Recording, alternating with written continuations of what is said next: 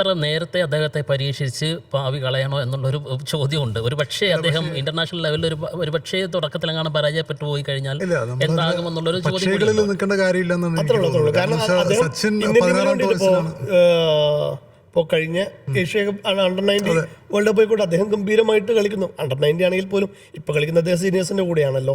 പക്ഷേ ഒരു ദേശീയ ടീമിൻ്റെ ഒരു ജേഴ്സി അണിയുമ്പോൾ അതിൻ്റെ ഒരു സമ്മർദ്ദമൊന്നും ഉണ്ടാവാനൊരു സാധ്യതയുമില്ല. അദ്ദേഹം അല്ല, എനിക്കൊന്ന് വൈഭവിന്റെ നമ്മൾ ഈ ഇതുവരെയുള്ള ബാറ്റിംഗ് രീതികൾ നോക്കുമ്പോൾ സമ്മർദ്ദങ്ങൾ അതിൻ്റെ അർത്ഥം പോലും പുള്ളിക്ക് അറിയില്ല എന്ന രീതിയിലാണ് ബാറ്റ് ചെയ്യുന്നത്. അദ്ദേഹം ഇന്ത്യയുടെ പല ടീമുകളിലായി കളിച്ചിട്ടുണ്ട്, അണ്ടർ-19 കളിച്ചിട്ടുണ്ട്, ഇന്ത്യ എ, അങ്ങനെ ഒരുപാട് എമർജിങ് ടൂർണമെന്റിലൊക്കെ കളിച്ചിട്ടുണ്ട്. അപ്പോൾ എല്ലാ മത്സരത്തിലും അദ്ദേഹം ഫസ്റ്റ് ബോൾ തന്നെ അടിക്കുക, അതായത് ആ ഒരു അപ്രോച്ച്, ആ ഒരു ആറ്റിറ്റ്യൂഡ് കൃത്യമായിട്ടുണ്ട്.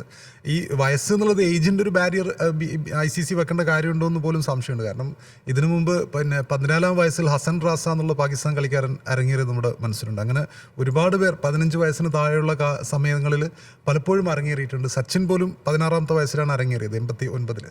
അപ്പോൾ എനിക്കൊന്നൊരു സച്ചിൻ്റെ ഒരു പിൻഗാമി ആവാനുള്ള ഏജ് ഫാക്ടർ, അദ്ദേഹം പിന്നെ എന്താ പറയുക, സച്ചിന് ശേഷം ഇത്രയും ഏജിൽ വന്നിട്ട് ഒരു ലോങ് കരിയർ ഉണ്ടാവാനുള്ള എല്ലാ സാധ്യതയും വൈഭവിലുണ്ട് എന്ന് തന്നെയാണ് എനിക്ക് തോന്നുന്നത്. പിന്നെ ഇന്നത്തെ മത്സരത്തിൽ എടുത്തു പറയേണ്ട മറ്റൊരാൾ രവീന്ദ്ര ജഡേജയാണ്. ജഡേജയുടെ പന്തുകൾ, ജഡേജ നമുക്കറിയാം എത്രയോ വർഷക്കാലം ചെന്നൈ സൂപ്പർ കിങ്സിൻ്റെ എന്ത് തലയായിരുന്നു, പല തലകളില്ലേ, ചിന്നത്തല, കുട്ടിത്തല, അങ്ങനെയുള്ള ഒരു കളിക്കാരനായിരുന്നു. അപ്പം അതിനുശേഷം അദ്ദേഹം എത്രയോ വർഷങ്ങൾക്ക് ശേഷമാണ് രാജസ്ഥാൻ റോയൽസിലേക്ക് തിരിച്ചു പോകുന്നത്. ഇന്ന് അദ്ദേഹത്തിൻ്റെ ഒരു അപ്പിയറൻസ് പോലും, അദ്ദേഹം ഒരു മുടിയൊക്കെ പറ്റേ വെട്ടിയിട്ടുള്ളൊരു ജഡേജയാണ്. അദ്ദേഹം അപ്പിയറൻസിൽ പോലും അങ്ങനെ ഒരു മാറ്റം വന്നു. ആ 2 വിക്കറ്റുകൾ, ആ ഓവറിൽ 2 വിക്കറ്റുകൾ കിട്ടിയ ആ ഓവറിൽ അദ്ദേഹം ശിവൻ ദൂബെ കുടുക്കിയ ഒരു വിധമുണ്ട്. ശിവൻ ദൂബെ നേരിടുന്ന ഫസ്റ്റ് ബോൾ 6 അടിച്ചിട്ടാണ് തുടങ്ങുന്നത്. അടുത്ത 2 ബോൾ ഡോട്ടാണ്, അടുത്ത 2 ബോൾ ഡോട്ട് എറിയുന്നു. പിന്നത്തത് അദ്ദേഹം ഫസ്റ്റ് ബോൾ 6 അടിച്ചപ്പോൾ തന്നെ രവീന്ദ്ര ജഡേജ അദ്ദേഹത്തിൻ്റെ ലെങ്ത് കുറക്കുന്നു, ബോൾ കുറച്ചുകൂടി പേസിൽ എറിയാൻ തുടങ്ങുന്നു.